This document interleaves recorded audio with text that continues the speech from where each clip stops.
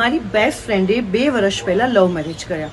એટલે લવ મેરેજમાં તો ખબર ને શરૂમાં બધું બહુ બાબુ સોના ચાલતું હોય, તો એ લોકોનું પણ એવું મસ્ત ચાલ્યું.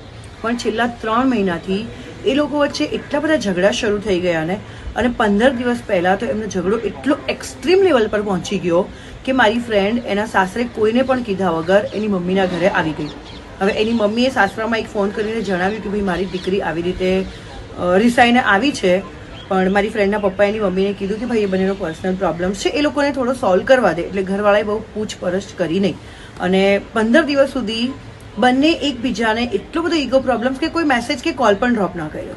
હવે પેલા છોકરાને તો પણ એવું થયું કે ચાલ એના ઘરે એક ફોન કરું, તો પેલા છોકરાએ એની મમ્મીને એક ફોન કર્યો કે ભાઈ મારી વાઈફને મારા ઘરેથી કોઈ લેવા આવશે. હવે ઓલી એટલી બધી એક્સાઇટેડ કે ચાલ એનો સામેથી ફોન આવ્યો, તો સવારથી મને 15 વખત પૂછી ચૂકી કે યાર કોણ આવશે, કોણ આવશે, કોણ આવશે.